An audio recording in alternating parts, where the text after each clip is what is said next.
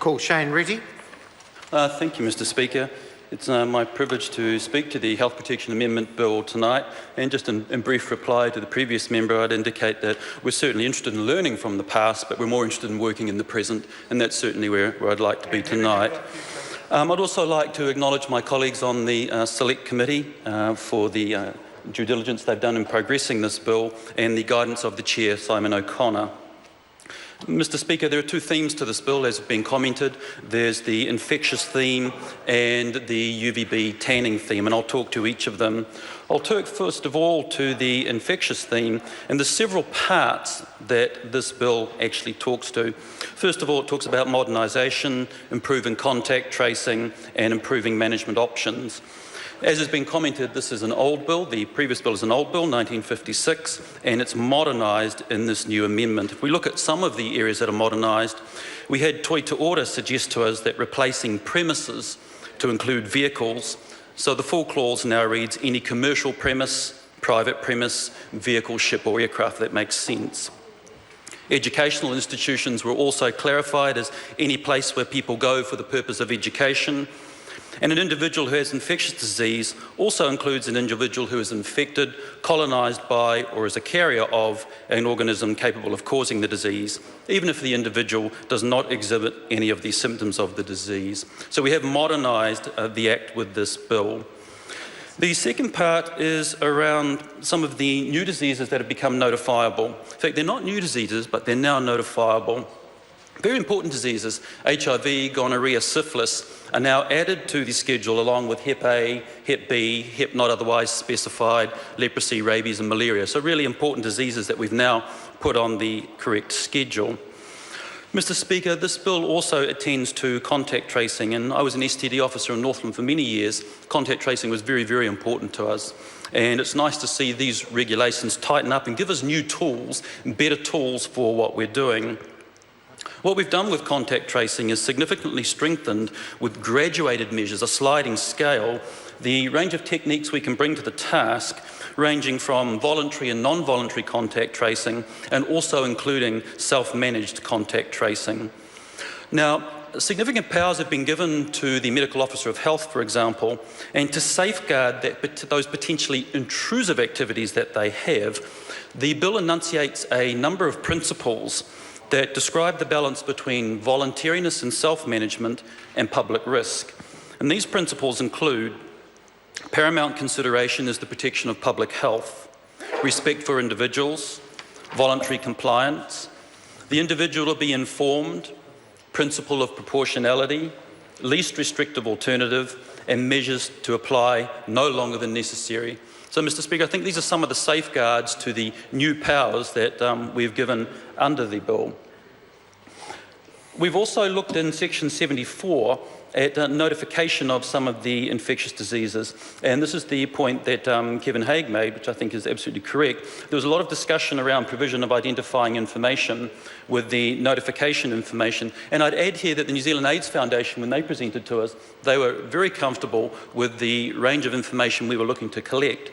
That aside, we felt that we should peel it back, that we didn't need all of it, and so where the initial list was name, date of birth, sex, address, place of work and NHI number, we've peeled that back to sex, date of birth and NHI number. And again, the New Zealand AIDS Foundation and other stakeholders were very, very comfortable that that was appropriate information to be collected, particularly NHI number, which can be symmetrically identified to a person. They thought, considering the NHI is stored appropriately and meets a lot of privacy constraints, they were comfortable with that. Behaviour that is risky to public health is also covered under this bill. As I've mentioned, Medical Officer of Health are given increased powers of compulsion.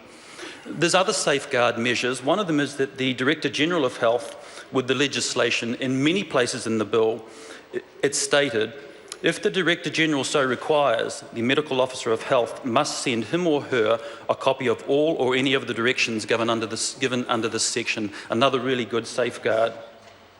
There's another part to that. If the disease that the individual is believed to have is not a notifiable infectious disease, every direction given to the individual must have prior approval of the Director General. Again, another good safeguard. Mr. Speaker, I'd like to talk briefly about chlamydia, and I think this is a really important thing that the committee has had added to this bill. Chlamydia was commented on as the most obvious STI that was not on the infectious diseases schedule and not on the notifiable diseases schedule. Now, a 2014 report by New Zealand Institute of Environmental Science looking at 2013 data showed that across all the DHBs there was an incidence rate of 633 cases of chlamydia per 100,000 people, which was less than what it was the previous year, so it was improving, but it was still twice that of Australia, and in absolute numbers it was 25,000 positive tests. Now, this committee raised the attention to officials of chlamydia and placed it on the schedule. We've placed it on the infectious diseases schedule type non-notifiable. That's Schedule 1, Part 2. This is a big step, Mr. Speaker. I think if we look across the bill and say what parts of the bill will touch the most number of people, impact the most number of people, I think this clause is an unexpected benefit that we'll look back on and say, we really did something good there. We really had impact on communities, vulnerable communities, with that clause. I mean, we didn't know at the time whether we were quite going to do that. So chlamydia now joins other infectious diseases that are non-notifiable on Part 2, Schedule 1. That includes influenza, standard influenza, scabies, impetigo contagiosum, that's school sores. And they may seem trivial, but let's remember some of these can be really quite significant. School sores can certainly destroy your kidney through a bizarre autoimmune process.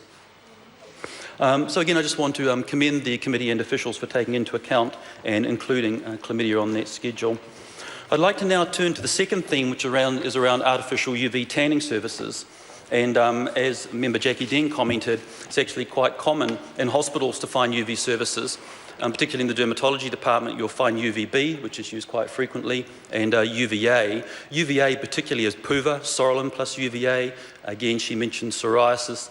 10 to 20% of New Zealanders have psoriasis. Probably those in this room tonight who have dry skin on their elbows and knees will think it's just dry skin. No, it's not. It's psoriasis. And those who have the unfortunate affliction of dandruff, 20% of you will actually have psoriasis as well. So it's quite common. And therapeutically, we would use, Actually, you do need a prescription. You do need a prescription for light therapy, actually. It just shows sort of how controlled it needs to be. Anyway, the Part 5 of this bill talks to UV tanning services and fundamentally restricts it to those over 18. And the question first would be, well, why restrict it at all? Very clear evidence of the nexus, the relationship between ultraviolet and skin cancer. We generally break skin cancer into two types, melanomatous and non-melanomatous. The melanomas being the brown moles that change in size, shape and colour and certainly can be very terminal, in fact a very high frequency in young people, one of the most common causes of cancer in young people. And the non-melanomatous, the scaly lesions on the back of your hands, the BCCs, SCCs and solar keratoses. The false squamous cell, as you say. Very clear evidence from the people that presented to us of the relationship between UVB and melanomatous and non-melanomatous skin cancer. Unequivocal, no question on that. Where there was some debate has been around age. And we looked at age as saying, look, it needs to be consistent with other legislation. It needs to be consistent with where we think the age of autonomous consent and autonomous understanding sits, and consistent with other legislation such as tobacco and alcohol legislation.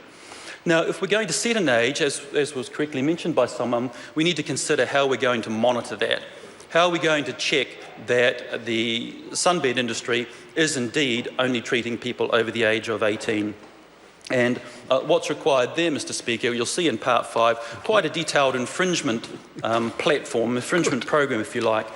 We wanted to be firm, but we wanted to also be fair in what we were doing. So there's escalating infringements to try and avoid the unnecessary criminal prosecution pathway, which can be long and expensive. Having said that, the officials made it very clear that if there was repeated and deliberate infringements, that it would head to criminal prosecution.